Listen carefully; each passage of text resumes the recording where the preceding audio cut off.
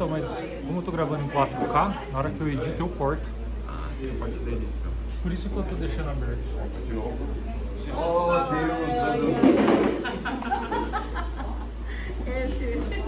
Esse bom, velho. Onde vai sentar? Ai, ai. E aí, Saminha?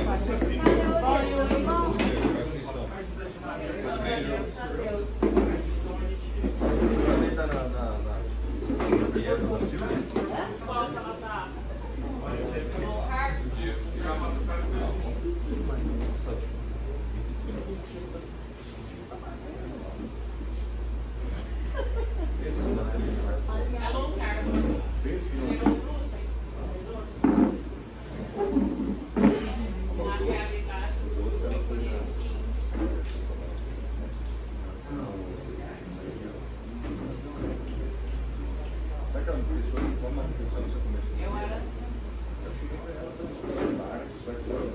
Faz só 15 anos que eu falo isso. E eu vi.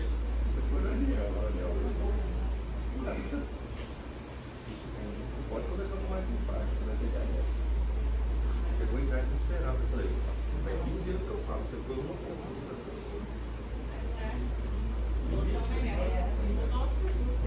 É o meu mal.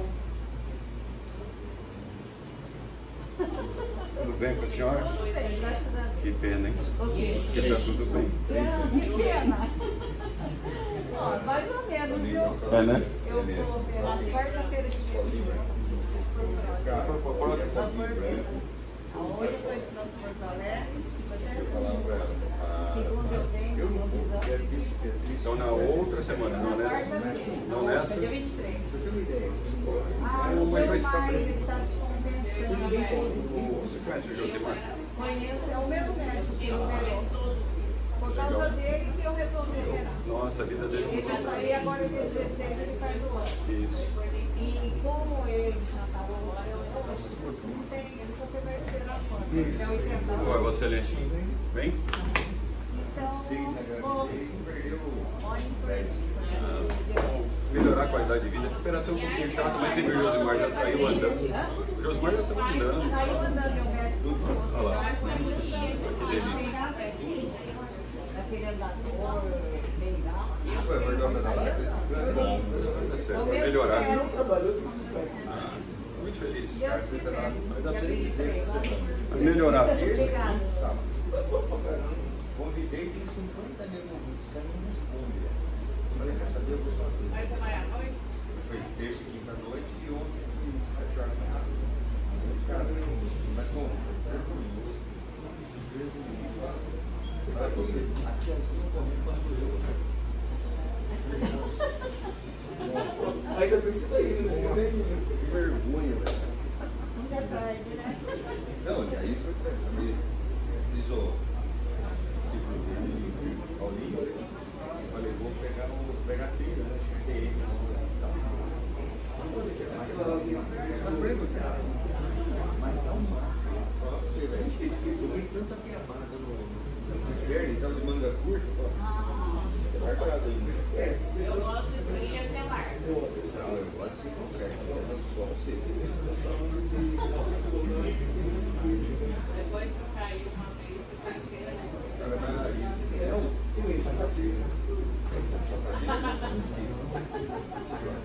Aí eu, quinta-feira, naquele momento acertado pelo Fausto.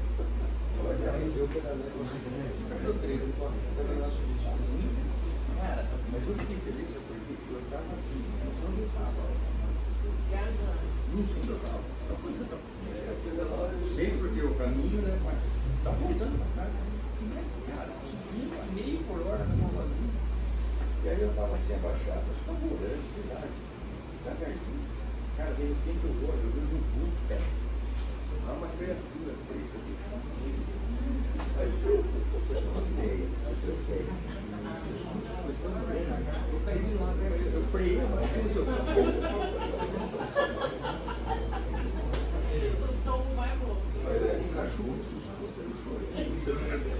E eu deitado no chão, comecei a rir. Falei, tomara que não tem alguém aqui, senão eu vou passar mais aqui do lado. Mano, eu comecei a rir, eu falei, cada um fez isso. desde a vida que depois eu comecei, voltei em 2017, cai na madeira, no lugar de sapato.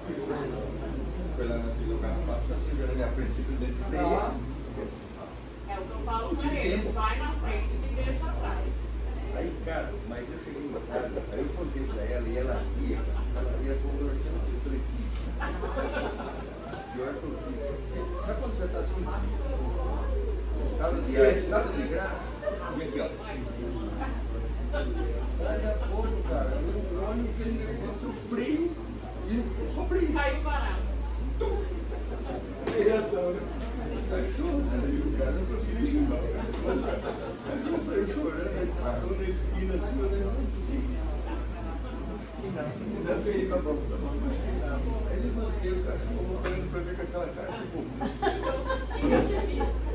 Eu ficou mais ele latiu, assim, naquele jogo, nem latiu, o cara latiu, olhando pra mim, aí eu levantei e falei, desculpa aí, desculpa do susto.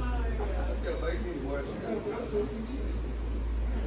Mas eu fiquei feliz, eu falei, cara, eu consegui. Sei lá, e pedalando também. Mas o objetivo é esse. Vamos estudar, né? Agora tá tudo já pedalar sábado, quer pedalar?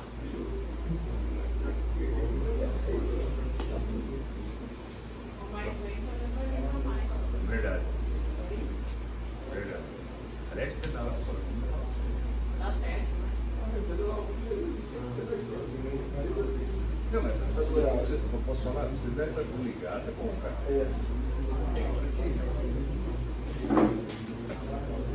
Agora uma vez esse botão caiu também. Ah? Jura, uma vez deu uma desligada também. Ah, não. Deve ter desligado.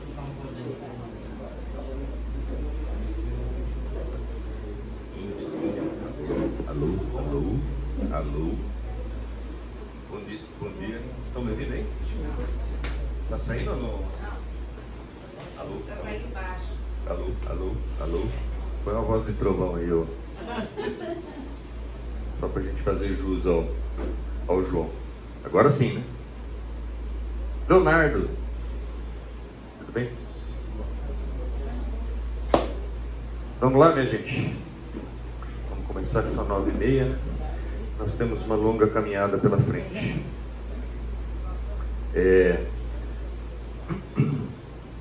Vamos para a segunda lição de João, segunda lição da primeira carta de João. Vamos orar para a gente começar? Senhor, nós te louvamos e te agradecemos, ó Deus. Nós te damos graças, ó Pai, porque o Senhor tem sido, o Senhor é misericordioso conosco. Obrigado por isso, Pai.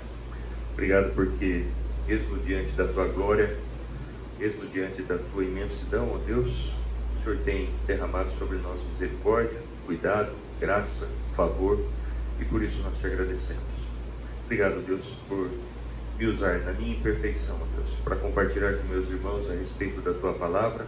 Eu reconheço que isso é misericórdia, Senhor, e te agradeço por esse tempo. Abençoa cada um dos meus irmãos aqui e todos aqueles que estão reunidos nessa hora em teu nome. Eles possam, ó Deus, sentir o teu cuidado, eles possam sentir a tua mão, ó Deus, o teu favor. Olha, Deus, para aqueles que estão enfermos, não sabes quantos são, e o Senhor os conforte, os console, o Senhor dê a eles, ó Deus, pronto restabelecimento. Fala ao nosso coração nesta hora, e muito obrigado pela tua palavra. Louvamos o teu nome, no nome de Jesus. Amém. Semana passada eu compartilhei um pouquinho da carta de 1 João. Talvez a gente tenha feito uma abordagem mais técnica. E aí, diante de alguns ajustes, a começar pelo PowerPoint, eu acho que eu comentei com vocês que eu tenho um problema com o PowerPoint. Não é só na igreja, tá? É na vida corporativa. Eu odeio PowerPoint. Odeio. Toda vez que alguém tem que me pedir, faz um PowerPoint, eu falo, cara. E quando eu preciso muito, eu peço ajuda para alguém que sabe mexer com PowerPoint, né? Tem gente que tem talento, tem criatividade para fazer isso e faz. E eu falo, caraca, como é que o cara consegue fazer um negócio desse? Como é que o cara consegue ter essa sacada? Mas eu confesso para vocês que diante da exortação do irmão Elcio, não era para citar nome. Eu tentei dar uma melhorada no meu PowerPoint, tá? Então, coloquei uma imagenzinha, né? Fiz um negócio lá, para tentar ser mais ilustrativo do que textual. Mas, em suma, e seguindo a orientação do Elcio, ó. Não, gente, e vocês me perdoem, porque eu estou ajustando o meu modo de dar aula. Eu não sei se é a idade, estou ficando meio velho, já estou meio perdido. Eu estou com um problema seríssimo de concentração. Então, antigamente, eu gravava a aula na cabeça e, cara, chegava aqui e beleza. Mas eu leio o texto, aí eu vou procurar um texto que refere ao texto e esqueço o primeiro. Então, a coisa está meio séria, está meio grave, por isso eu estou fazendo colinha agora, né? Então, tem colinha aqui e, obviamente, tem a Bíblia para a gente não se perder. Mas vamos lá. Introdução feita.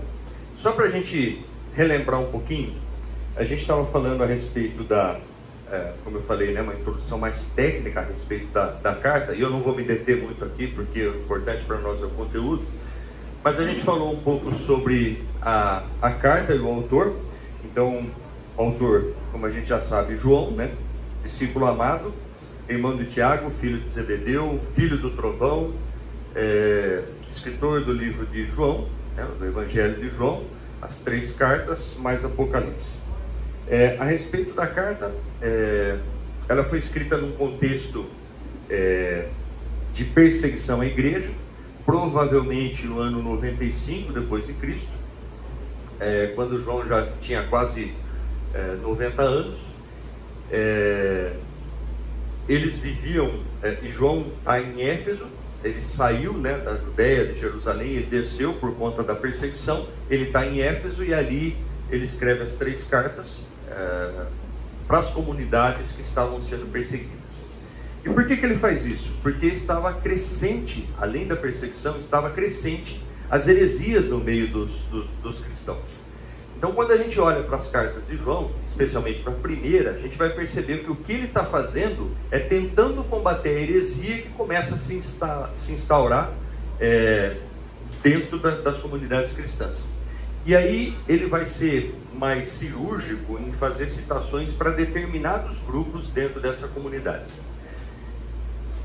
Trazendo para a nossa realidade hoje, isso é muito presente, né? Ou seja, por mais que a gente não enxergue, mas se você se detiver um pouquinho e pensar a realidade que a gente vive hoje dentro da igreja, a carta de João é extremamente apropriada para os nossos dias. Por quê? Porque, apesar de a gente achar que a gente não vive uma perseguição, né? Ou seja, como nos tempos de João, a gente tem sim. Ontem eu estava vendo um jornal, e desculpa, um outro problema que eu tenho é que às vezes eu estou na frente de uma tela vendo alguma coisa e não sei canal, não sei o nome do programa lá, sabe? Eu passo, pego um flash e aí a hora que eu saio da sala, então eu peguei aquele pedaço. E às vezes eu preciso tomar cuidado em fazer citações porque eu não via. Mas eu vi uma situação, e se eu não me engano é a segunda vez que isso acontece em Americana, ou seja, uma cidade aqui do nosso lado.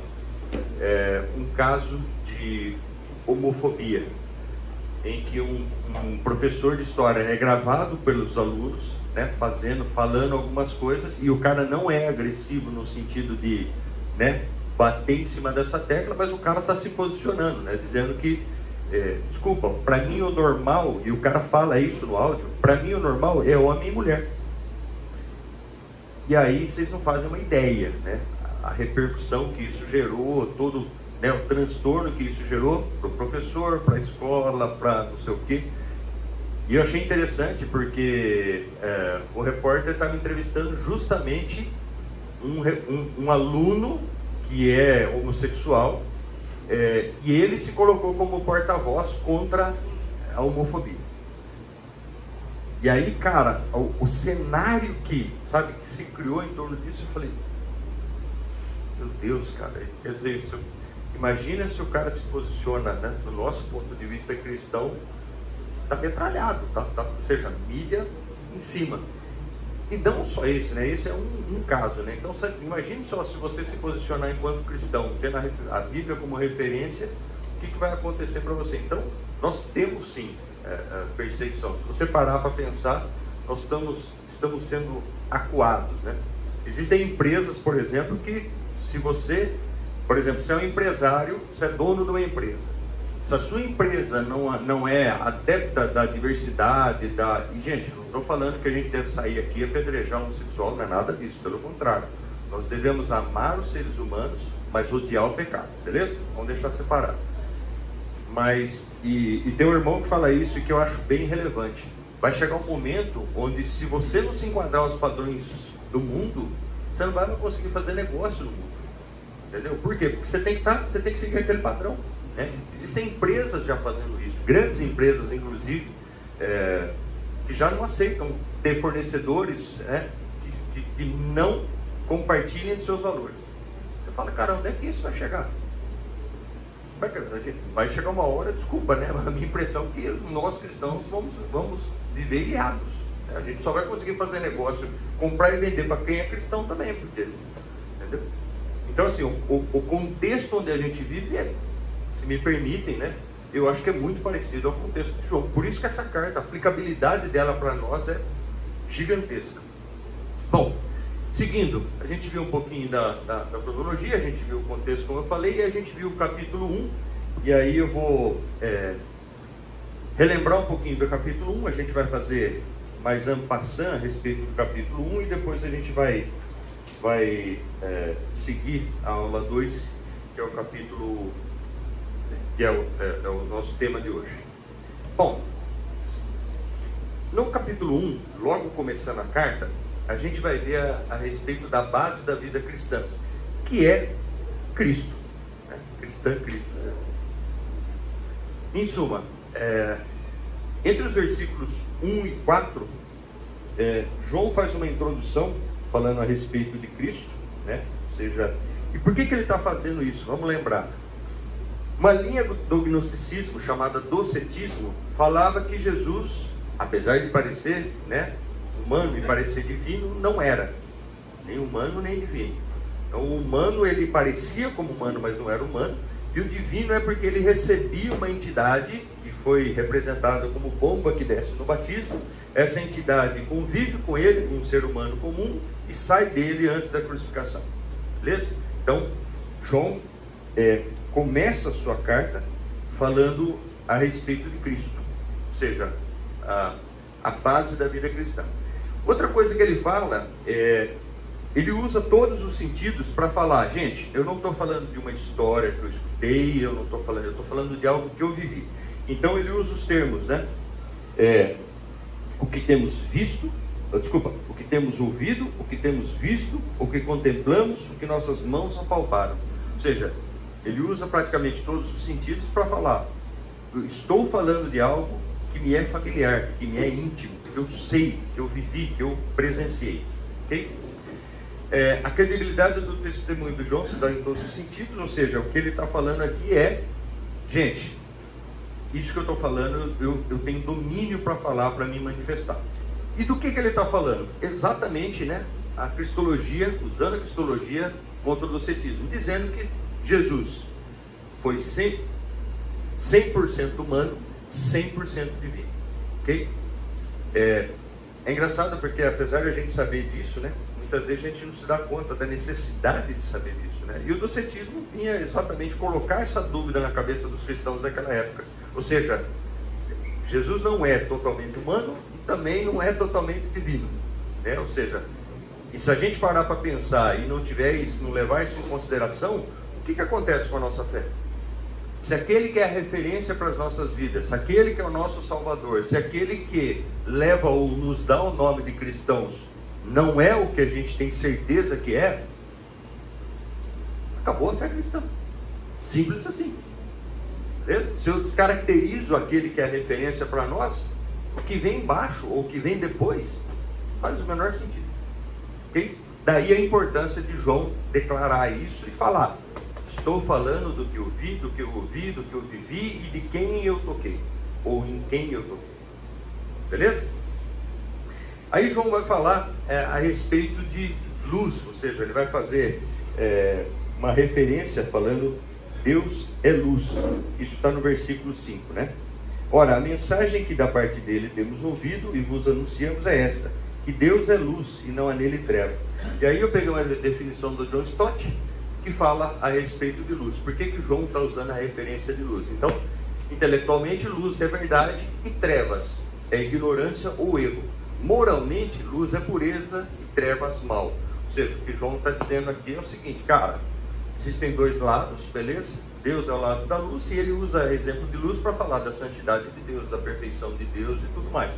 De novo, como forma de mostrar para o gnosticismo e docetismo a importância, né, de saber quem é Deus, de saber quem é Jesus e combater essas linhas filosóficas aí. Deixa eu usar minha cola, senão o Elson vai falar, pô, você fez, mas você não usou. Vamos lá. Aí ele vai falar a respeito de luz, então. Já passei por aqui. Calma, irmãos, estou me organizando. Vou ficar bom nisso. Deus é luz, beleza. E aí a gente está pegando trecho de 1 João, capítulo 1, versículo 5, até o 2:2, né? Aí a gente vai falar da auto-revelação, né, de Deus quanto luz, que está lá em João 1:4, sobre a santidade de Deus, sobre a necessidade de andar na luz, né? E aí a gente tem algumas outras considerações a respeito dessa premissa. Mas, chegando na lição de hoje, vamos lá. O Russell Shedd, ele coloca esse trecho das Escrituras, ou seja, do capítulo 2, versículo 3 até o versículo 11, como resultados da comunhão com o Pai. E aí ele fala de 3 temas: obediência, semelhança a Cristo e amor. E aqui a gente vai se deter um pouquinho. Quem pode abrir a Bíblia? Aliás, se vocês puderem deixar, a gente vai dar uma bela navegada aqui por alguns textos. Então, se vocês puderem deixar a Bíblia em mãos ou aberta, 1 João 2, de 3 a 11. Quem que lê para a gente? Por favor. Sabemos que o conhecemos se obedecemos aos seus mandamentos. Aquele que diz, eu o conheço, mas não obedece aos seus mandamentos, é mentiroso, e a verdade não está nele. Mas se alguém obedece a sua palavra, nele verdadeiramente o amor de Deus está aperfeiçoado. Dessa forma sabemos que estamos nele. Aquele que afirma que permanece nele deve andar como ele andou. Amados, não lhes escrevo um mandamento novo, mas um mandamento antigo, que vocês têm desde o princípio, a mensagem que ouviram. No entanto, o que lhes escrevo é um mandamento novo, o qual é verdadeiro nele e em vocês, pois as trevas estão se dissipando e já brilha a verdadeira luz. Quem afirma estar na luz, mas odeia seu irmão, continua nas trevas. Quem ama seu irmão permanece na luz, e nele não há causa de tropeço. Mas quem odeia seu irmão está nas trevas, e anda nas trevas, não sabe para onde vai, porque as trevas o cegaram. Legal. Obrigado, João. Bom, vamos lá. Opa,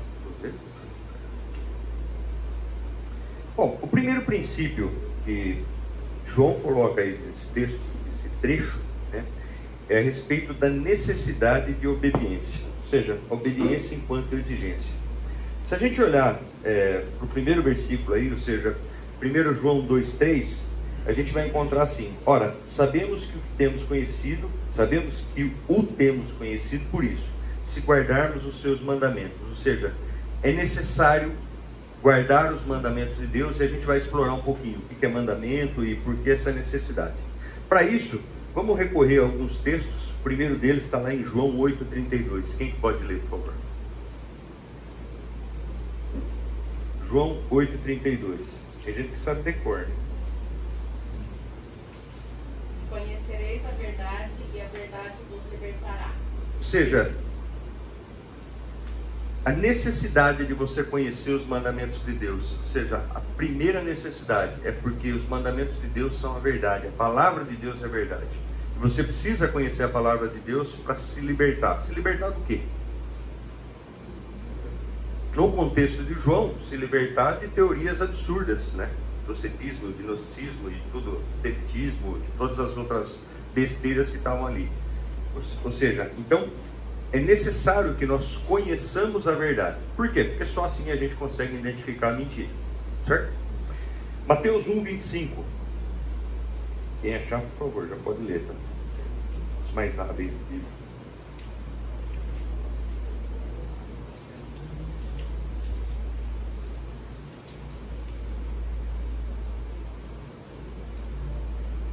No entanto, não teve relações com ela até o menino nascer, e ele lhe deu o nome de Jesus. Ou seja, aqui a gente está usando um contexto de conhecer de João e Maria. Ou seja, João recebe, né, no versículo 24, a gente vê que ele recebeu a mensagem do anjo do Senhor, dizendo, ó, Maria está grávida e tal, e ele usou a palavra conhecer aqui. O que ele está dizendo? Conhecer de intimidade. Ok? Então, é necessário não apenas que a gente conheça a palavra, mas que a gente tenha intimidade com a palavra. Né? Não é simplesmente ler do ponto de vista acadêmico e achar que você sabe o que está escrito na palavra. Você tem que ter intimidade com ela. Por isso que sempre eu falo, ler a Bíblia é uma coisa, estudar a Bíblia é totalmente diferente. Estudar a Bíblia é você realmente refletir a respeito daquilo que você lê. Né? O salmista fala, né? Guardei a tua palavra no meu coração para não pecar contra ti. O que ele está dizendo? O que é guardar? Ou seja, a ponto de você não esquecer. Eu tenho como é que eu posso falar? Uma ilustração que eu sempre faço para a classe de adolescentes. E por mais que a gente fale, mas adolescente, né? Inclusive uns deles estão aqui, eu preciso tomar cuidado porque já estão grandes. Consegue me pegar ali na esquina. Eu faço algumas ilustrações para que eles gravem isso de uma maneira mais apropriada, né?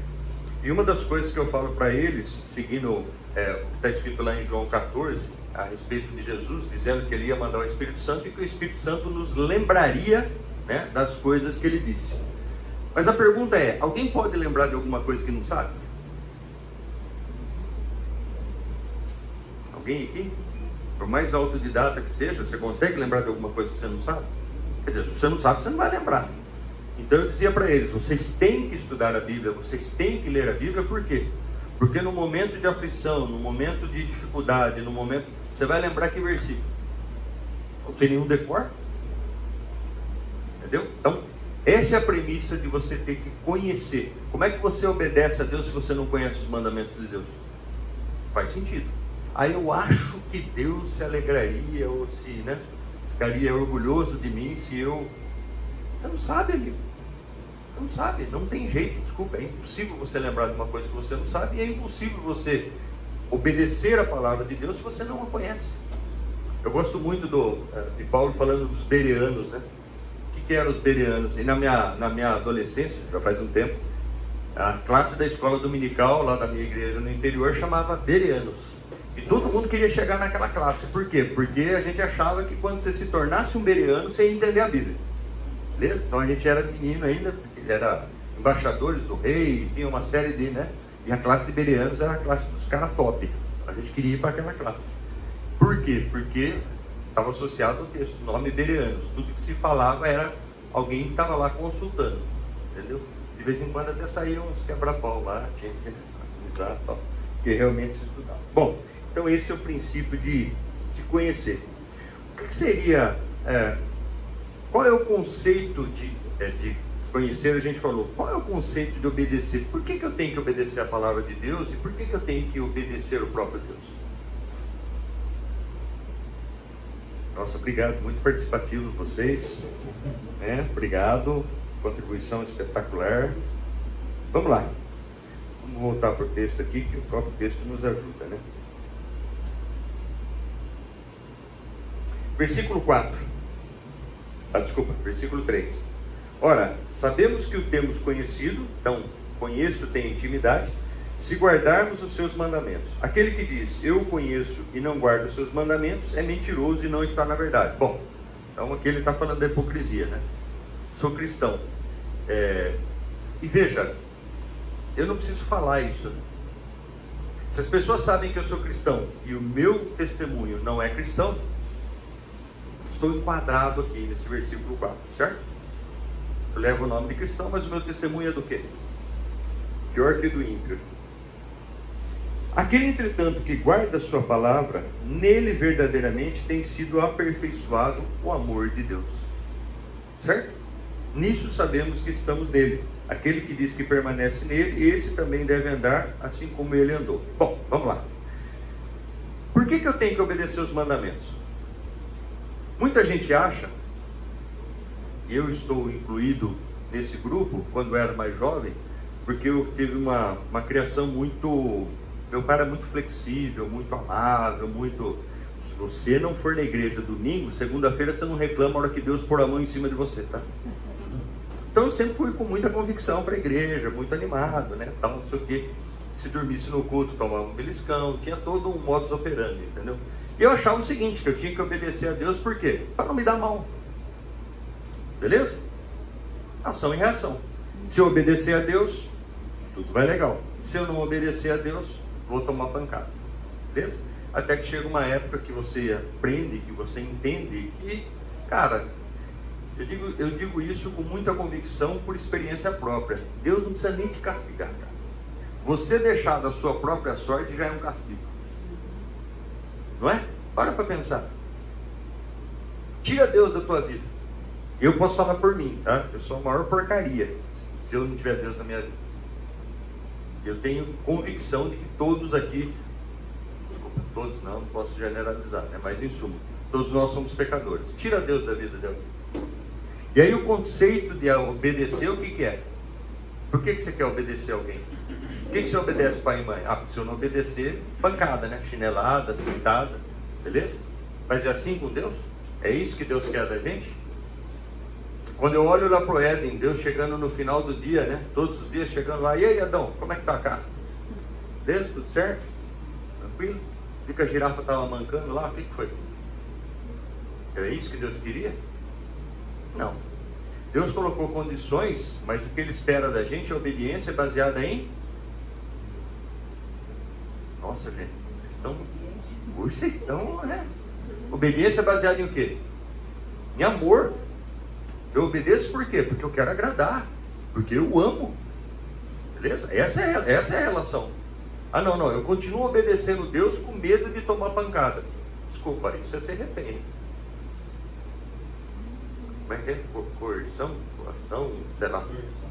Entendeu? Ou seja, você não está obedecendo. E o que o João está falando aqui é o quê? Cara, primeiro, você tem que ter intimidade com ele. Então, para ter intimidade, bom, desculpa, né? Vamos fazer a cronologia apropriada. Primeiro, você tem que conhecer. Beleza? Segundo, você tem que obedecer por quê? Desculpa, você tem que conhecer. Quando você conhece, você gera intimidade. Depois que você gera intimidade, você quer obedecer. Por quê? Porque você o ama. Beleza? Então, existe uma lógica, existe um processo dentro disso que se aperfeiçoa, como o próprio João diz aqui, quando? Por que a gente passa pela santificação? O que é o processo de santificação? Nos tornarmos mais parecidos com Cristo. Beleza? É nesse processo que o amor de Deus é aperfeiçoado em nós. Beleza? Que é o que o João está falando aqui.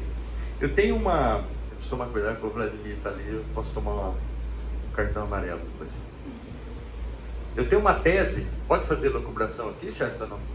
O vermelho é. Ah, entendi. Tá vendo? Eu acho que eu já tomei o amarelo e não estava sabendo. Eu digo sempre, né, e na classe de adolescentes eu gosto, de novo, né, muito de ilustrar e de dar analogias. Quando eu penso que Deus formou do pó da terra o homem, nossa, botei lá em Gênesis, e soprou nas suas narinas o sopro de vida, um cara mais técnico como eu fica pensando o quê? Entrou um oxigênio ali e tudo começou a funcionar, certo? Eu acho que não. Eu acho que esse sopro são características que Deus nos concedeu, incluindo o amor. Incluindo o amor. Ou seja, eu acho que nós, enquanto seres especialmente caídos, não temos nem capacidade para amar, entendeu? Essa é uma característica que vem de Deus, que nos foi dada por Deus. E com o pecado, esse amor foi totalmente distorcido, né? Tanto que a gente escuta falar de amor hoje, você precisa tomar cuidado, você precisa entender o contexto, porque tem usado essa palavra, inclusive gente que sequer sabe o que é amor, né? E quando a gente olha para o amor de Jesus, né? E quando a gente olha para o mandamento, né? Amar a Deus sobre todas as coisas e amar o próximo como a ti mesmo. Ou seja, em linhas gerais, não faça para ele o que você não quer para você. E essa é a parte fácil do versículo. E a parte difícil é, faça para ele o que você quer para você. E aí, onde eu acho que 99% da humanidade é omissa. Entendeu? Ah, não, mas eu não fiz mal para ninguém. Você acha que isso está bom. Mas você também não fez para o bem. Então, que valeu. Tudo bem? Conceito de mandamentos. João 14,15. Quem está lá em João ainda?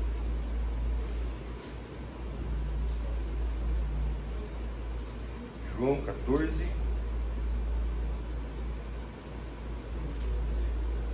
15. Se vocês me amam, obedecem os meus mandamentos. Opa! O próprio João falando a respeito do que eu acabei de dizer. Por que você obedece? Você ama. Quando a gente quer obedecer, quando a gente quer agradar, especialmente os adolescentes que aqui estão, os jovens também, né? Quando a gente quer ganhar alguma coisa do pai ali, né? Aí chega no final de ano, Natal, coisa e tal, né? Fica bonzinho, né? Por quê? Você quer agradar, você quer ganhar o favor, cara. Entendeu? João 10,18. Tá do lado, hein? Ninguém tira de mim minha vida, mas eu mesmo dou. Tenho autoridade para entregá-la e também para tomá-la de volta. Por isso que meu Pai nos amou. Ou seja, na minha versão está escrito: esse mandamento eu recebi do meu Pai. Ou seja, Jesus está falando de sua vida. Eu dou a minha vida. Por quê? Por amor. Ok? 1 João 3,23.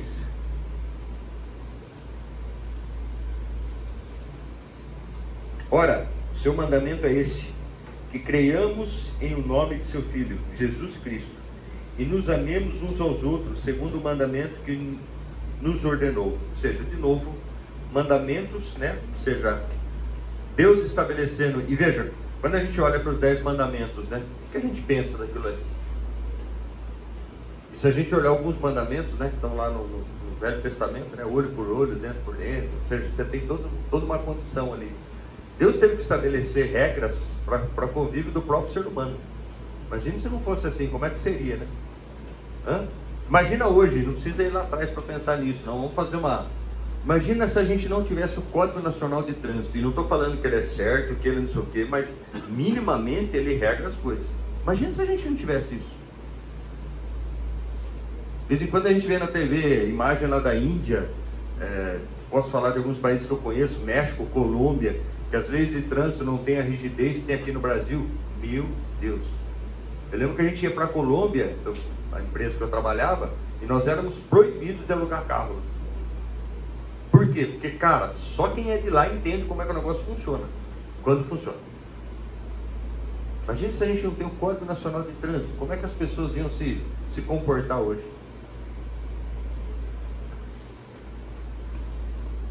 Mateus 19:17.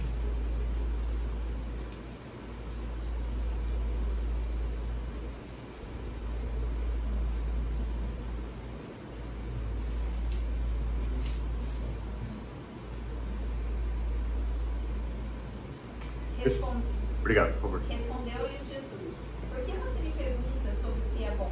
Há somente um que é bom. Se você quer entrar na vida, obedeça aos mandamentos. Opa! Se você quer entrar na vida, que vida?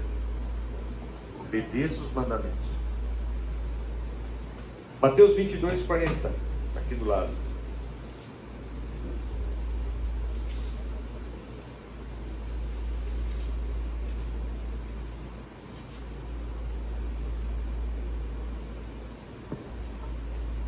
Quem? Estes dois mandamentos dependem de toda a lei e os profetas. Ou seja, ele está falando da importância dos mandamentos. E aí a referência para esse texto é Romanos 13, 9 e 10, que eu vou ler. Diz assim: pois isto: não adulterarás, não matarás, não furtarás, não cobiçarás. E se há qualquer outro mandamento, tudo nesta palavra se resume: amarás o teu próximo como a ti mesmo.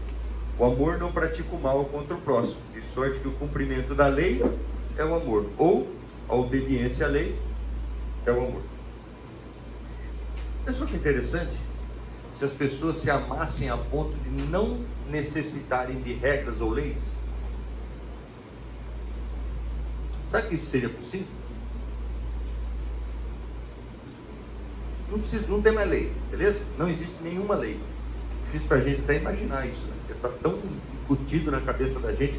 Mas imagina o seguinte: eu amo tanto o meu próximo, eu sou tão incapaz de fazer qualquer coisa errada para ele, e sou tão capaz de fazer qualquer coisa boa para ele, que eu não preciso de lei. Pensou? Sonho, né? O céu, gente. E finalmente João 14, 23. Voltando para João.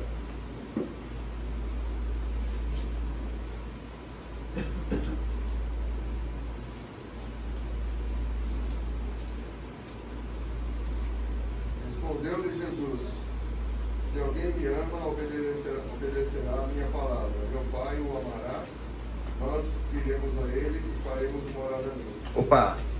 Aí falando a respeito do Espírito Santo. Se você guarda os mandamentos porque você o ama, o que acontece contigo? É o processo. Beleza? Nós viremos a ele, a ação de Deus, né? Isso que é incrível a gente imaginar, né? Ação de Deus. Não é ação nossa, ação de Deus. Viremos a ele e faremos nele morada. Espetacular, né? Bom, os mandamentos entendidos, ou por que obedecer os mandamentos entendido, aí a gente tem que, infelizmente, considerar algumas situações desagradáveis, mas que, infelizmente, fazem parte do nosso contexto humano aqui nessa terra. E o primeiro deles está lá em 1 João 2,4. Aquele que diz, eu o conheço e não guarda os seus mandamentos, é mentiroso, e nele não está a verdade. Ou seja, eu o conheço, mas não o obedeço. Né? De novo, leva o nome de Cristo, mas simplesmente não obedeço os mandamentos dele, não... Porque é muito comum, né? Ou seja, a gente olha isso, infelizmente, muita gente que no domingo tem um testemunho espetacular. Você olha para a pessoa e você fala, cara, eu já escutei isso, né? Esse é um homem de Deus. Fica até com medo, falando, Jesus. E aí durante a semana, se você tem alguma convivência com o cara, você fala, misericórdia. João 14, 6. Respondeu-lhe Jesus, eu sou o caminho e a verdade e a vida, ninguém vem ao Pai senão por mim. Ou seja, não adianta você conhecer Jesus, beleza? Se você não entende que Ele é a verdade. E 1 João começa, né, ele falando o que era desde o princípio, e aí ele usa, né, o verbo da vida, o Logos. Ou seja, Jesus é a palavra. Entendeu? João 14, 21. Aquele que tem os meus mandamentos e o guarda, esse é o que me ama. E aquele que me ama será amado por meu Pai, e eu também o amarei e me manifestarei a ele. Ou seja, eu amo, eu o conheço, eu convivo com ele, eu dou o testemunho dele. Verdadeiramente há a habitação do Espírito Santo dentro de mim, e a minha vida é permeada, ou seja, eu sou realmente um cristão. 1 João 2,5. Aquele, entretanto, que guarda sua palavra, nele verdadeiramente tem sido aperfeiçoado o amor de Deus. Nisso sabemos que estamos nele. Ou seja, a gente olhando aí para efeito de guardar a palavra, né? O aperfeiçoamento do amor de Deus em nós. E o versículo 6, aquele que diz que permanece nele, esse deve também andar assim como ele andou. Opa, não é apenas cumprir os mandamentos, não é apenas entender os mandamentos, ter intimidade com Deus, conhecê-lo. Ok? Mas é nos tornarmos parecidos com ele. Ou seja, no final, né, no bottom line lá embaixo, nosso processo de santificação deve nos levar a nos tornarmos mais parecidos. Nossa, quanto verbo gerúndio. Deve nos levar a sermos mais parecidos com Deus. Ok? Se eu olhar para esse texto aqui, e aí a gente vai fazer uma outra consideração. Quando o versículo 5 fala que o amor de Deus está sendo aperfeiçoado em nós, João acaba tratando do inverso disso. Certo? Como é que ele faz isso? Ele fala o seguinte: estou na luz, mas não amo meu irmão. O que ele está dizendo aqui? Aquele que ama seu irmão permanece na luz, e nele não há nenhum tropeço. Versículo 11. Aquele, porém, que odeia seu irmão está nas trevas, e anda nas trevas, e não sabe para onde vai, porque as trevas lhe cegaram os olhos. Bom, então ele está falando, cara, a condição daquele que ama, a condição daquele que vive na luz, que anda na luz, o amor de Deus está sendo aperfeiçoado nele. E aquele que não ama? E aquele que não conhece os mandamentos? Aquele que não tem intimidade com Deus e não obedece? O que acontece com ele? Ele não consegue amar. Simples assim. Certo? Olhando para a necessidade, ou olhando para o amor, já que a gente está falando de mandamentos, olhando para o amor enquanto mandamento, vamos lá para Levíticos, ou Levítico, capítulo 19, versículo 18. Diz assim: não te vingarás, nem guardarás ira contra os filhos do teu povo, mas amará o teu próximo como a ti mesmo. Eu sou o Senhor. Opa!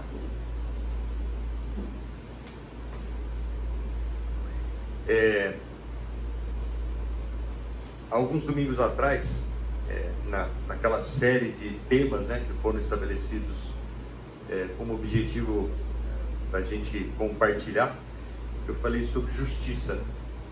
E é quase impossível você falar sobre justiça sem você levar em consideração o não julgueis para que vocês não sejam julgados. Para minha felicidade, poucos domingos antes o Fernando tinha falado a respeito desse tema na pregação, né? E eu achei espetacular porque muitas vezes eu escutei esse versículo, né, em tom de exortação. Mas você está julgando. Eu falo, cara, mas desculpa, eu não estou julgando, mas eu posso chegar a uma constatação. Diante de uma situação, eu posso chegar a uma constatação. E aquilo para mim era realmente difícil de entender, porque eu não queria pecar, né? Mas eu falo, cara, mas de alguma forma eu estou julgando, né? Porque, cara, Leonardo é um cara relaxado, cara. Por quê? Porque eu tenho convivência com ele, porque eu sei que ele é pouco organizado, tal, não sei o quê. Entendeu? Mas peraí, eu estou julgando porque eu acho... Desculpa, é meu aviso para o intervalo. Tá? Mas peraí, só para terminar, se eu não pôr, eu passei. Eu estou julgando ou eu cheguei a uma constatação? E isso era algo que me desafiava, né? Ou seja, quando você fala de justiça, eu falava, cara, mas também, peraí, se eu estou julgando meu irmão, cadê o amor? Isso virava um bolo na minha cabeça. E quando eu fui falar de justiça, a gente mergulha dentro do conceito de justiça, né? A gente mergulha dentro do conceito de amor, e levando em consideração aquilo que o Fernando tinha dito, você para pensar, você para refletir e falar, eu posso chegar a conclusões, né? Eu não estou julgando. O problema é quando eu começo a usar isso, né, para tomar ações em relação a alguém, e aí sim, né, eu posso estar julgando, e pior, quando eu começo a falar isso para outros. Nossa, Selma, você não sabe. Cara, o Léo é muito zoado. Entendeu? Então aí eu acho que você está levando executando o juízo, né? E isso é algo que me martirizava, porque eu falava, cara, eu tenho que chegar à conclusão sobre alguém, mas eu não posso julgar. Mas isso não é julgamento? E aí você vai atrás de ouvir algumas referências, e uma delas que eu escutei que eu achei interessante o julgar nesse sentido é você emitir condenação, né? E quando a gente foi fazer um estudo, né, o resto do versículo diz, porque com critério que julgares, sereis julgados. E aí, quando a gente estava falando de justiça naquele contexto, eu fiz uma comparação da justiça humana com a justiça divina, né? E dei alguns exemplos. Por exemplo, ladrão na cruz, do lado de Jesus, né? Quando ele fala, não, nós estamos aqui porque nós merecemos, mas esse cara não fez nada. Jesus, lembra-te de mim quando estiveres lá. Ou seja, antes de colocar justiça e de procurar a capivara daquele ladrão, o que Jesus fez? Tratou com graça, por favor, não, você vai estar comigo. E aí eu fiz uma brincadeira, falei, imagina todo mundo aqui nessa sala, né? Se a gente se conhecesse intimamente, que julgamento você faria de cada um que está aqui? Qual seria o seu critério para julgar? E aí eu fiz a segunda provocação. Depois de fazer esse exercício, né? Pense o seguinte, se você se julgasse com esse mesmo critério, o que você daria para você mesmo? O critério que eu julguei o Maurício. Cara, Maurício, eu acho que... Sei, cara. Aí eu pego o critério que eu usei para ele e uso para mim. Você acha que algum de nós aqui entraria no céu? Só se preocupar em responder, não. Eu respondo, não. Nenhum de nós entraria no céu, se a gente julgasse com o nosso critério. E aí está a história do amor. Fiz tudo isso para chegar aqui, né? Aí está a história do amor. Ou seja, a referência de amor e o aperfeiçoamento do amor de Deus em nós é justamente para isso. Ou seja, a minha primeira reação não é julgar o meu irmão, minha primeira reação é amá-lo. Minha primeira reação é empatia. Falei muito a respeito disso essa semana por conta de um problema no trabalho, né? As pessoas, elas querem tratar o problema pontual, elas querem tratar um evento, entendeu? E eu todo o tempo falando, gente, nós precisamos de empatia. Gente, nós precisamos de empatia. Duas empresas, eu estava no meio como mediador, duas empresas brigando e eu o tempo todo pedindo por empatia, por empatia, por empatia. Até que um diretor teve um insight lá e falou assim, por que você está falando de empatia? Eu falei, simples, simples. Na minha visão, nós estamos discutindo aqui um problema que não existe. Desde que você tenha empatia para o seu cliente tem empatia por você. Troquem de lugar, se coloquem um no lugar do outro. E para minha alegria, o negócio já estava no jurídico, já estava, sabe, extremamente desagradável. E para minha alegria, esse diretor que perguntou, ele falou, cara, você está certo. E virou para outra parte e falou, o que é que você quer que eu faça para resolver o problema? Percebe? Gente, vamos fazer 10 minutos? Desculpem aí, eu avancei. Nós retornamos em 10 minutos.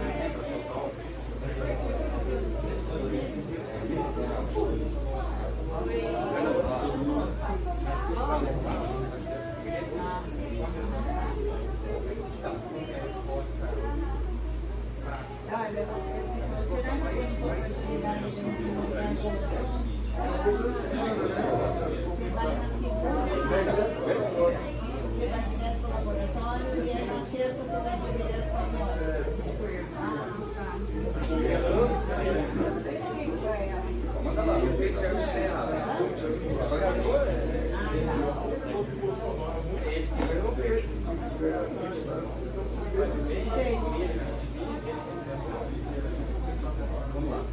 Às vezes eu escuto o cara falando assim, Olha, hoje tem café. Foi liberado o café. eles precisaram fazer. Foi liberado o café. Eu sou levado, eu sou. Cara,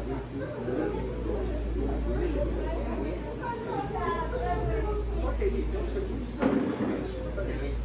Eu fiz para mim, eu não falei para ele, sempre falei para ele. Ele ia pegar a coisa mais valiosa.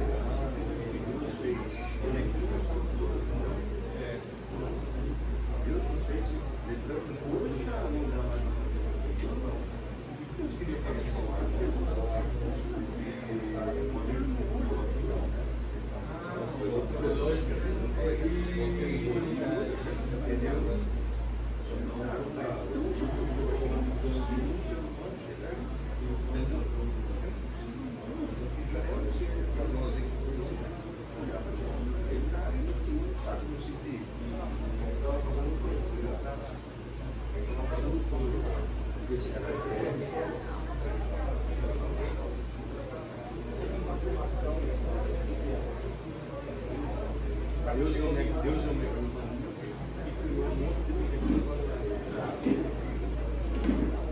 E eu te pergunto, como eu percebi isso?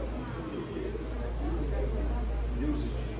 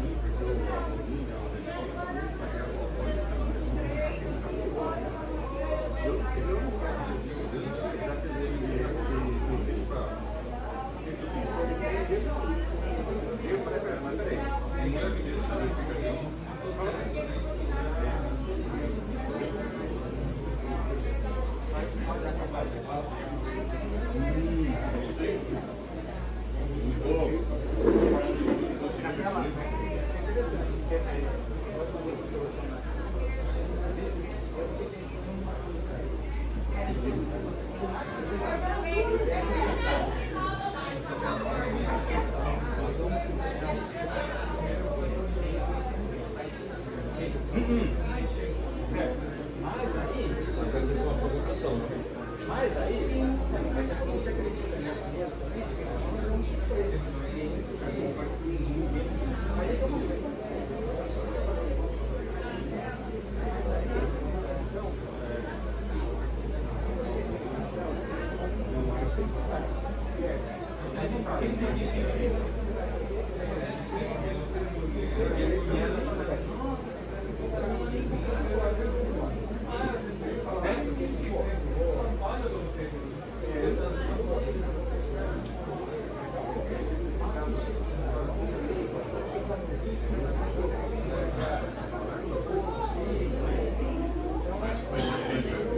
Eu confesso para você que eu atualizei a minha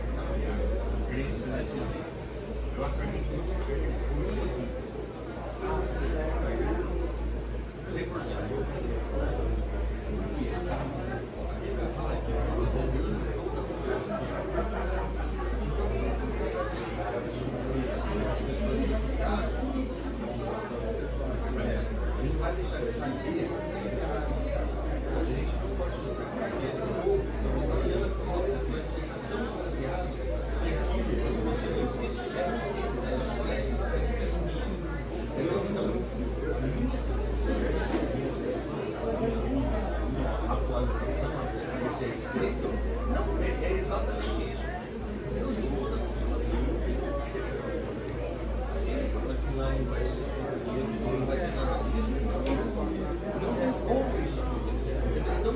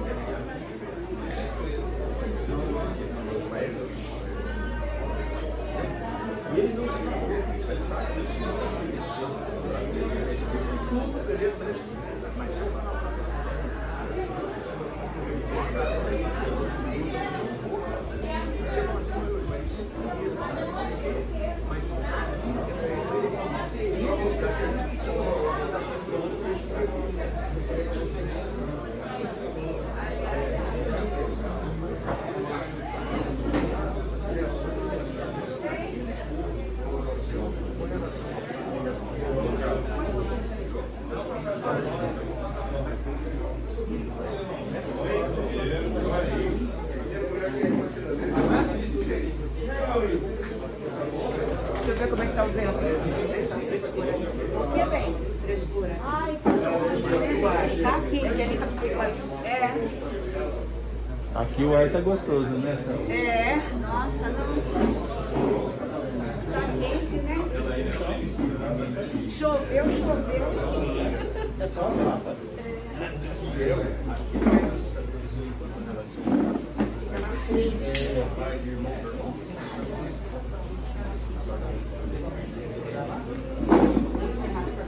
É isso aí.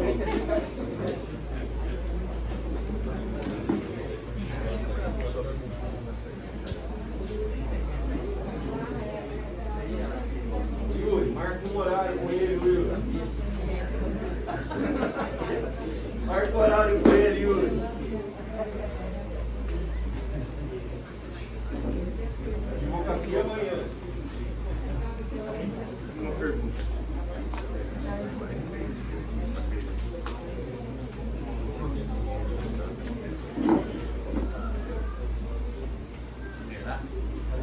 eu acho que a explicação lógica é demais.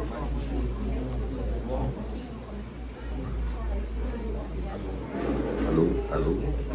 Voltamos, gente. Bom, falávamos então sobre o amor enquanto mandamento. O Elcio me deu tantos recursos aqui que eu cometi uma... Esqueci de mudar o slide. Cadeira. E a gente estava falando do item 2, né? Estou na luz, mas não amo meu irmão. Falamos sobre amor como mandamento. Falamos sobre o problema. E a proposta que está, de novo, dentro do nosso texto, de 1 João 2:10.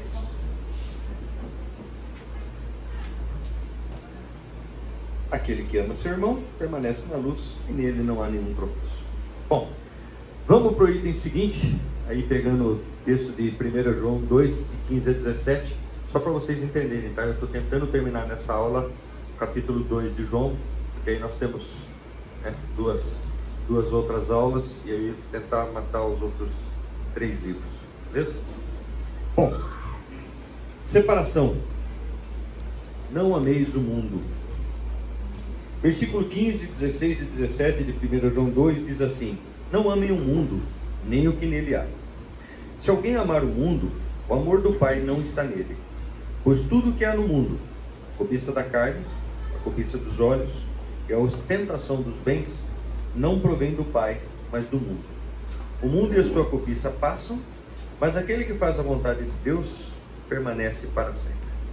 Bom, a primeira coisa que a gente tem que fazer aqui, talvez não seja novo para ninguém, é ter uma clara definição do que é o mundo.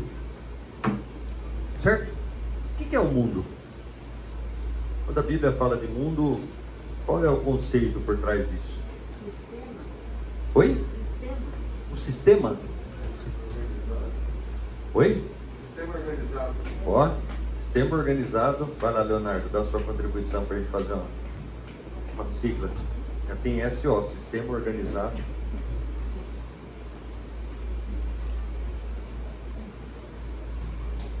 Não ameis o mundo, nem as coisas que há no mundo. Se alguém amar o mundo, o amor do Pai não está nele. Vamos abrir lá em João 1, 3, para a gente entender alguns conceitos de mundo. Entender o que a Bíblia fala a respeito disso.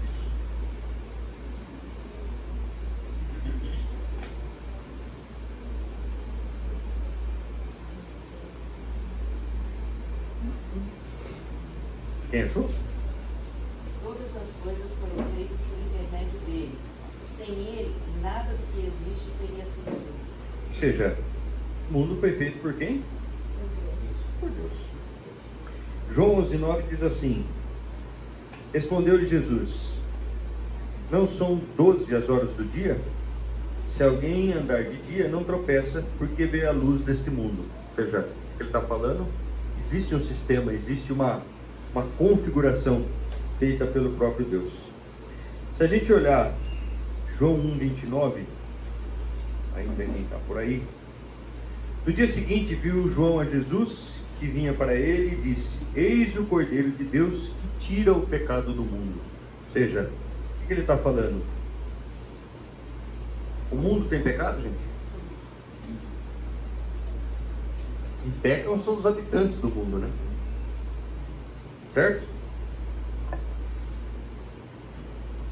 João 1,10, falando da oposição a Deus: o verbo estava no mundo, o mundo foi feito por intermédio dele, mas o mundo não o conheceu.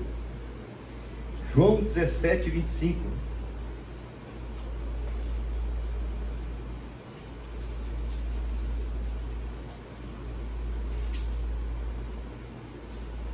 Pai justo, o mundo não te conheceu, eu porém te conheci, e também estes compreenderam que tu me enviaste. Jesus falando a Deus a respeito dos seus discípulos. João 12:31.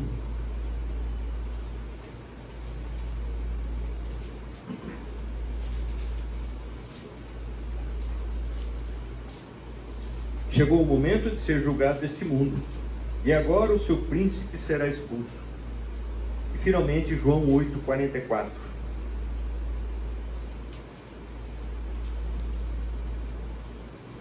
Vós sois do diabo, que é o vosso pai, e quereis satisfazer-lhe os desejos. Ele foi homicida desde o princípio e jamais se firmou na verdade, porque nele não há verdade.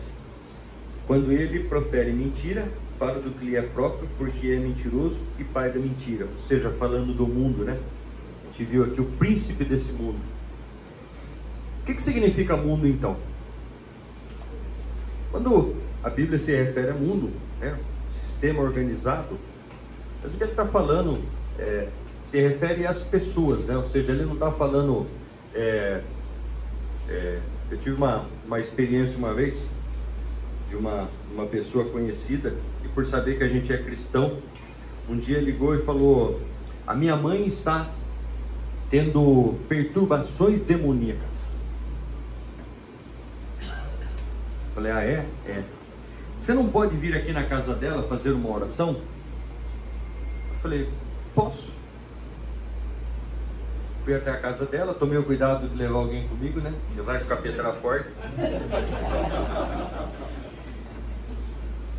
Fui com uma outra pessoa e nós chegamos lá, aparentemente tudo normal, tudo, né? A casa normal. Ah, eu te chamei aqui, sabe por quê? A minha mãe teve uns problemas aí essa noite. Falei: ah, é? O que aconteceu? Conta pra nós, né? Tem que tomar algum cuidado, né? Porque se a gente assumir que tudo é diabo também, a pessoa tá lá batendo pino, né? Conta pra mim o que aconteceu. E ela narrou o que aconteceu.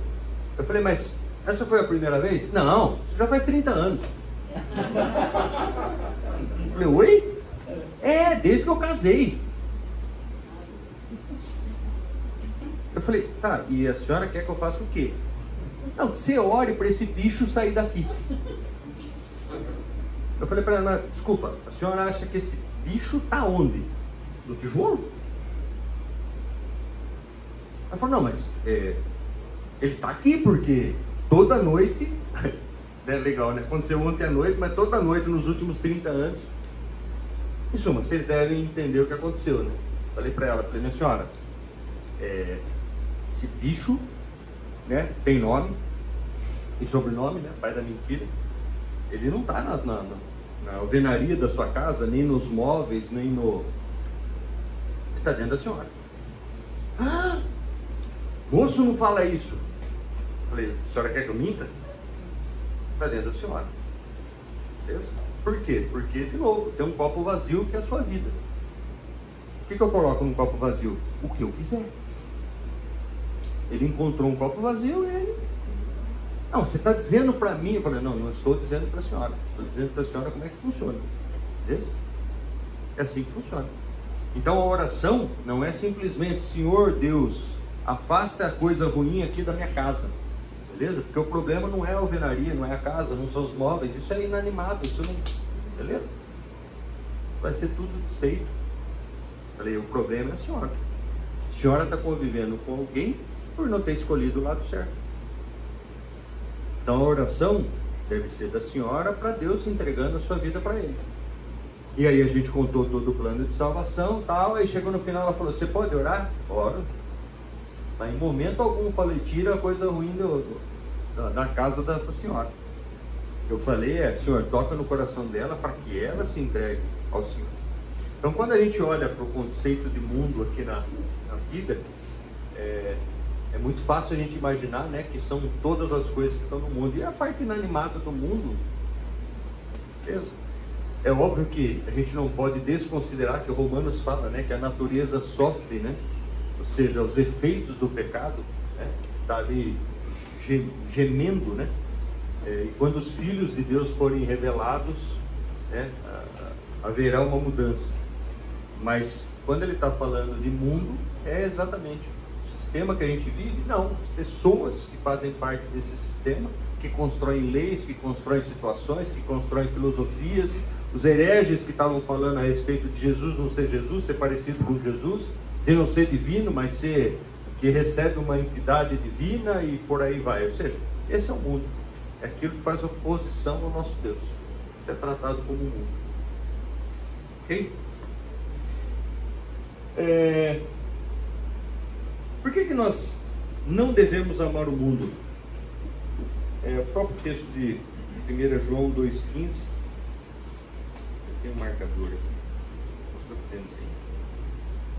Não ameis o mundo, nem as coisas que há no mundo. Se alguém amar o mundo, o amor do Pai não está nele. Ou seja, de novo, qual é a sua escolha?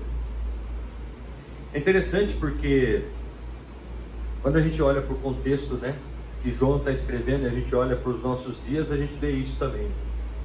E eu tenho uma história interessante, né? Meu pai foi diretor da escola bíblica dominical por 30 anos lá na nossa cidade. E toda vez que a gente chegava para ele: pai, vamos comprar uma bateria? Isso é do capeta, isso não entra na igreja.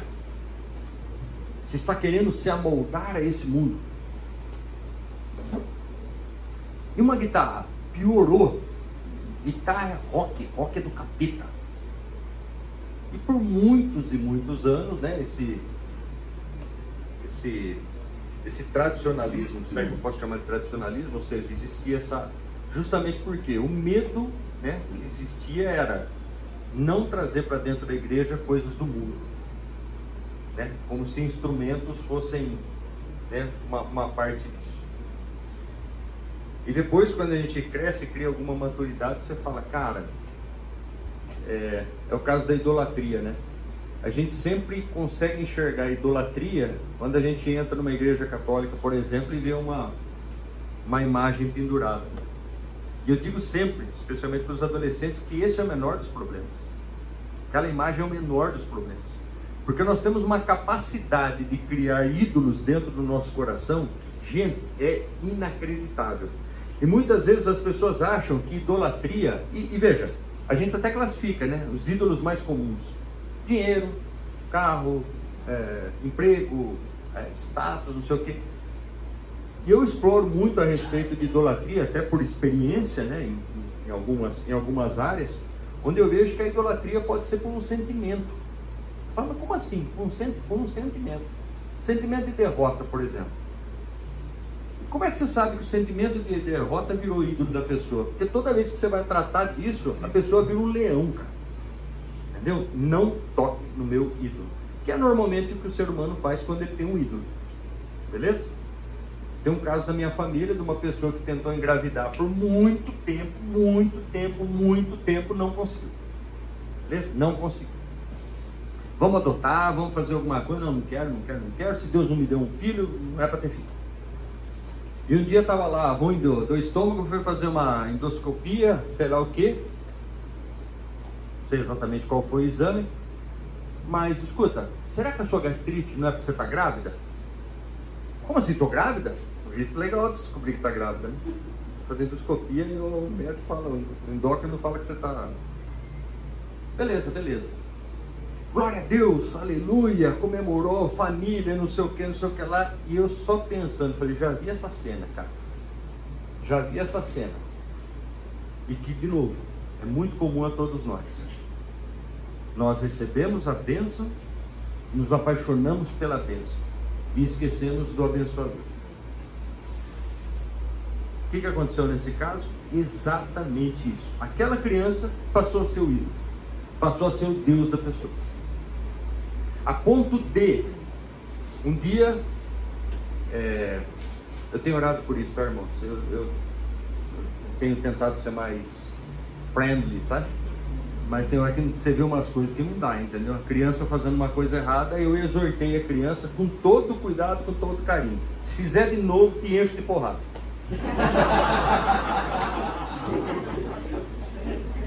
Gente do céu, uma criaturinha meiga, doce, né?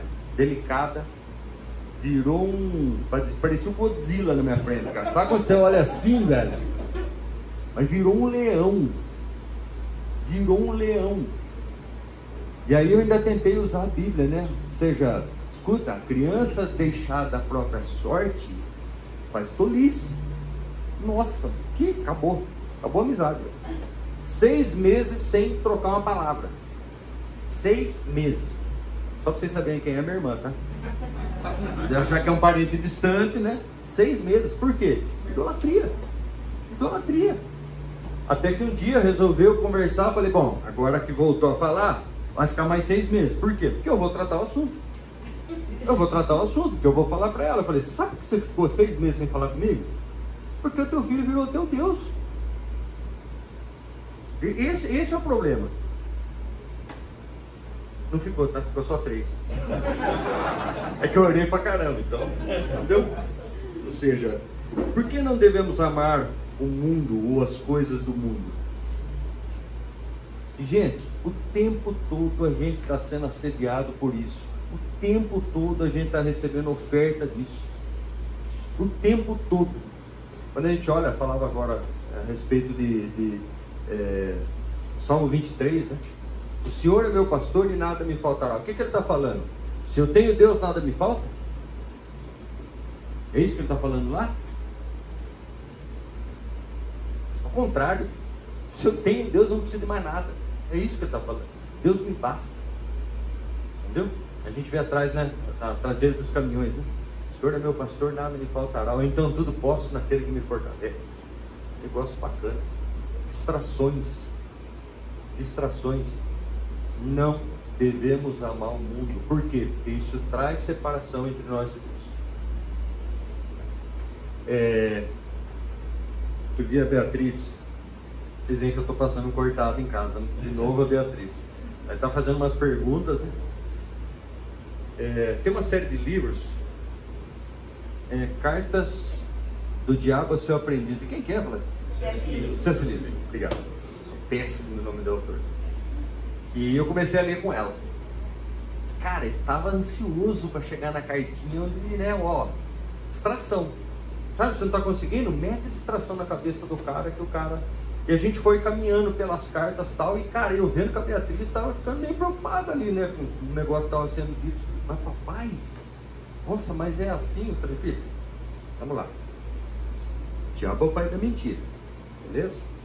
Diabo não é inimigo de Deus, porque Deus está acima dessa...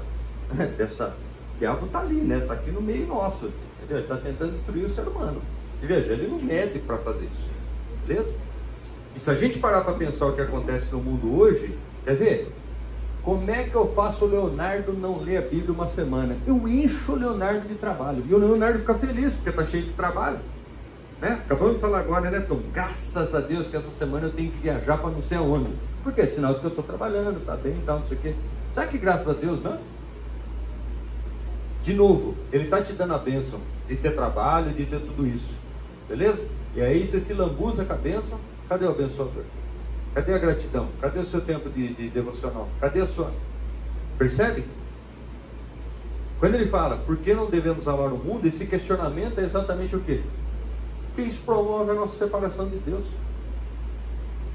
Beleza? Se a gente não está o tempo todo na palavra, se a gente não dedica tempo, e é diferente, né? Minha mulher não está aqui hoje, não pode falar muito.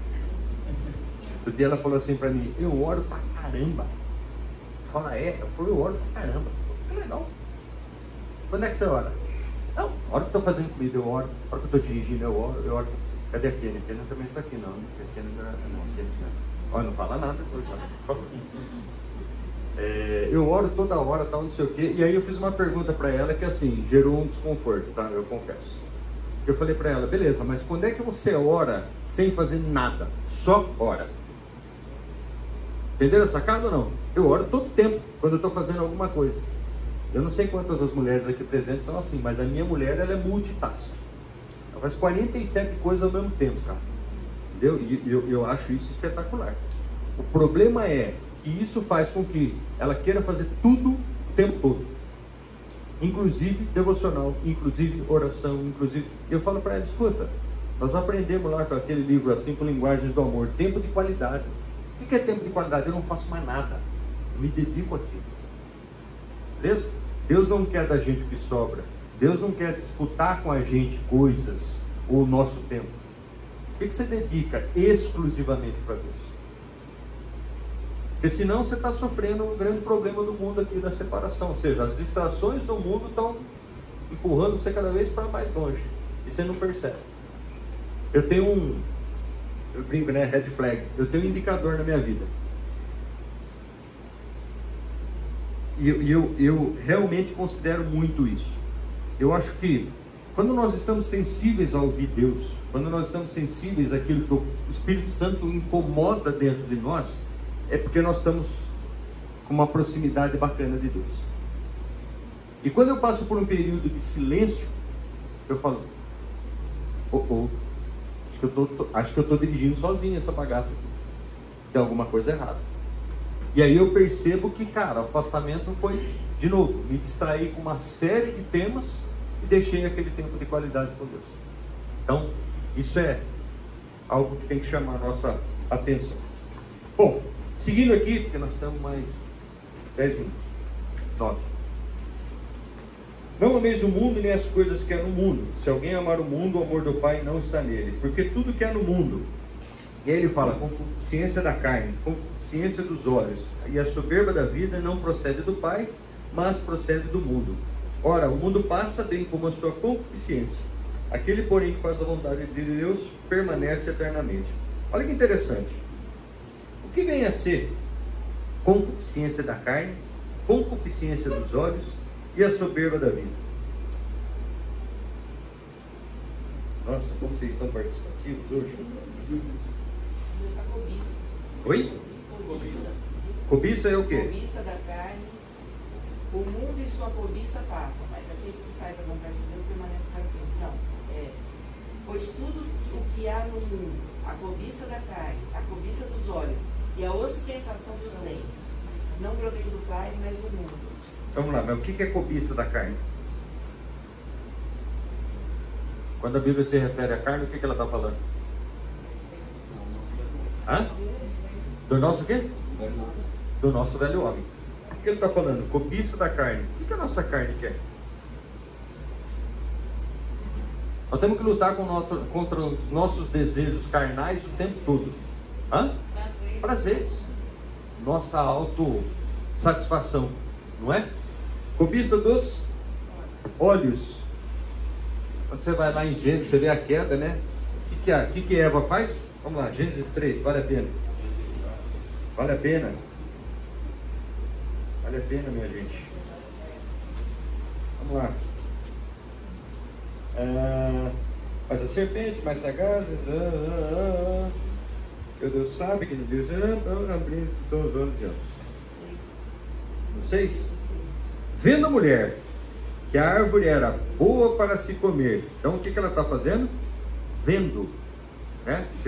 Constatou, né? Chegou à conclusão, né? A cobiça da carne dela falou: essa árvore deve ser boa para se comer.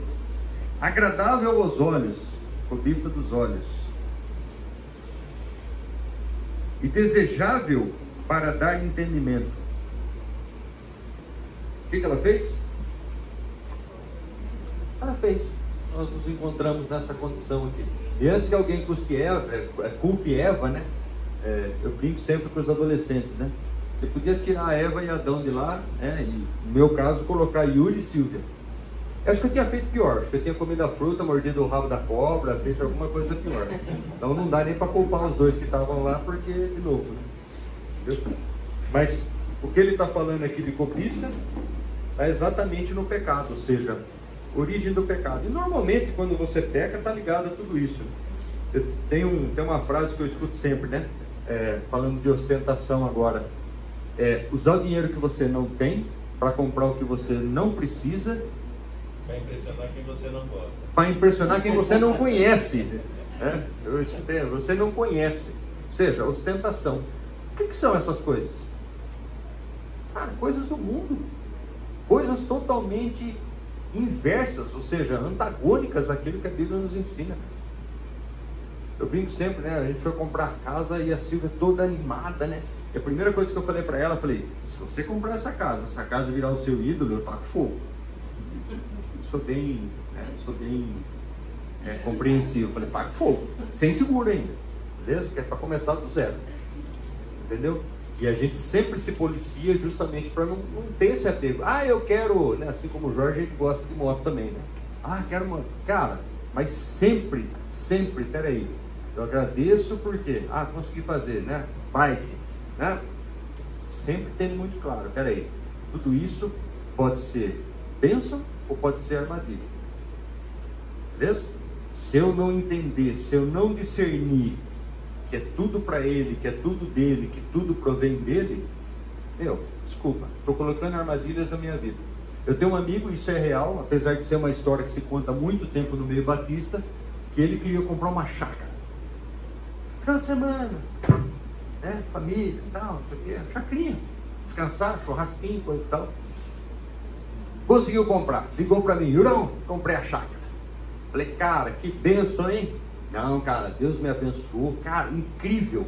As coisas foram encaixando, cara, eu não tive que fazer força. Praticamente o cara veio e entregou a chácara para mim, muito barato, cara. Inclusive com a grana vai dar para fazer a piscina e tal. Eu falei, legal. Ele falou, o que foi? Eu falei, não, me passou um... E é camarada, né? Tem tipo, me passou um pensamento. Ah, pronto. Fala, mano. Eu falei, não vou ser o estraga a festa, né? Mas a primeira coisa que eu pensei, falei, cara, o cara vai pra chácara no final de semana. Domingo tem que ir pra igreja. Sábado a filha vai ensaiar porque a filha canta no louvor. Possibilidade de dar ruim. 99%. Deu ruim. Aí o cara me liga. Mano, você não sabe. Eu achei que essa chácara era benção. Eu falei, não é? Ele falou, cara, não está sendo benção. Sabe por quê? Minha esposa vai para a chácara no sábado de manhã e quer voltar no domingo à noite, cara. E aí quando chega domingo de manhã, 7h30 da manhã, eu tô acordando todo mundo para ir na igreja. Rapaz do céu, velho. Até conflito conjugal já gerou. Aí eu falei para ele, amigão, lembra que você me contou da chácara? Você percebeu que eu fiquei incomodado? O meu incômodo não era nem por você, é por me conhecer. Beleza? Por quê? Distração do mundo. Negócio que você achou, Deus me deu uma bênção. E Deus nos dá bênçãos, beleza? Esse não é o problema, né? Ah, não quero que Deus me dê mais nada. Não, dê. Mas antes de qualquer coisa, peça a Deus para te dar sabedoria, para discernir entre bênção e armadilha. Beleza? Eu acho que tudo que Deus nos dá é bênção. É bênção. Desde que não amemos as coisas desse mundo a ponto delas se tornarem nossos ídolos e causarem ou criarem separação de Deus. Beleza? Eu vejo muita gente usando com sabedoria tudo aquilo que Deus dá, sendo fiel a Deus, entendendo o princípio de prosperidade. Tocar no assunto bom aqui. O que é prosperidade? Melhor definição que eu encontrei: estar satisfeito com aquilo que Deus te deu. Mas quanto Deus te deu? Não importa. Vamos lá para Salmo 23. O Senhor é meu pastor e nada me faltará. O Senhor me basta. Simples fato de ter o Senhor me basta. Eu não preciso ter um carro melhor, eu não preciso ter uma casa melhor, eu não preciso ter nada melhor. O Senhor me basta. Se eu tenho Deus, o resto é o resto. Essa é a compreensão correta das coisas do reino. Eu tenho Deus e Ele me basta. O resto, gente, o resto é bênção. O resto é acréscimo. O próprio Jesus falou do Sermão do Monte, né? Buscar primeiro o quê? Não vou nem colocar a sua justiça, porque a gente entra na outra aula. E o resto?